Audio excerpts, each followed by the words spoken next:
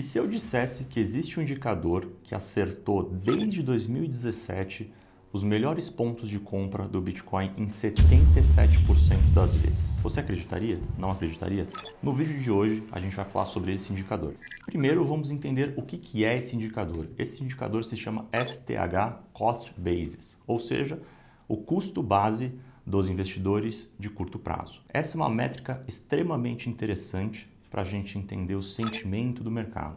E por que o sentimento do mercado? Porque quando a gente fala de investidores de curto prazo, na tradução livre, a gente está falando dos investidores que acabaram de entrar, ou seja, até 155 dias que eles estão com Bitcoin.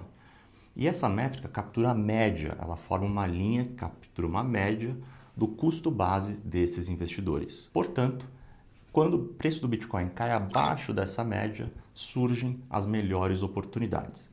E aqui eu vou trazer alguns dados para vocês terem mais noção do que acontece desde 2017. Em 2017, houve 18 cruzamentos. 2018, 37 cruzamentos. E 2018 é um ponto bem especial, por quê? Porque 2018 foi um bear market do Bitcoin. Foi uma queda avassaladora de preços e que aí muitas pessoas ficaram em muito prejuízo. Então, portanto, tivemos muitas quedas abaixo dessa linha aí que eu comentei com vocês.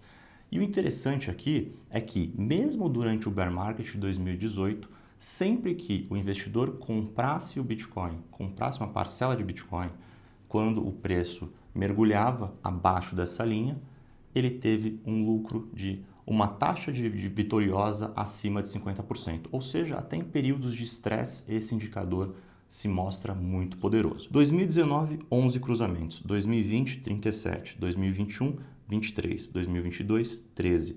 2024, 28. Então, isso significa que de 10 vezes que o preço mergulhou abaixo dessa linha, 8 você teria uma média vitoriosa. Então, é um dado histórico, né, desde 2017 até os dias de hoje. E aí a pergunta que fica, em 2025, a gente teve esse mergulho do preço abaixo dessa linha de custo médio dos investidores de curto prazo? Foram bons momentos? E aí eu te respondo, em 2025 a gente teve 10 cruzamentos abaixo dessa linha média. Foram momentos bem estratégicos e bem técnicos que só quem acompanha esse indicador conseguiu capturar. E qual que é a lógica por trás desse indicador? Além de tudo que eu comentei, né, de ser o preço médio dos investidores de curto prazo e etc., existe a questão psicológica.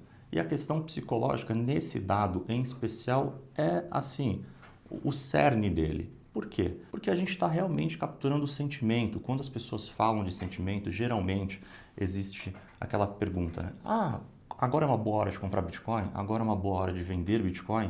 E sempre que o Bitcoin está próximo dessa linha, surge a dúvida. Ah, agora eu vou vender para tirar aqui, não ficar no prejuízo e sair no 0 a 0. E são esses momentos que os investidores de longo prazo acumulam mais Bitcoin. Então, é aquela frase, né? O dinheiro passa da mão do impaciente para a mão do paciente, exemplificada em uma métrica. E a gente consegue realizar essa métrica no Bitcoin, por quê? Porque os dados são abertos.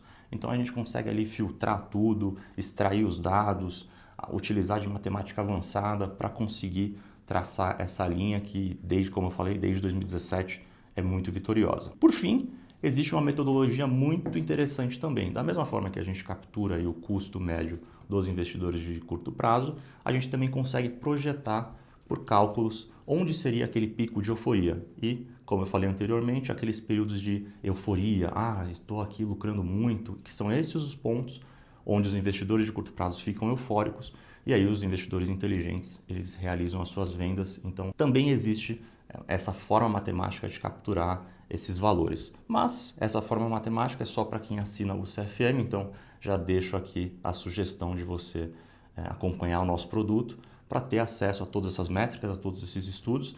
E se gostou desse conteúdo também, se inscreva no canal, manda para o seu amigo que não conhecia a métrica e espero que a gente se encontre no próximo vídeo. Valeu, pessoal!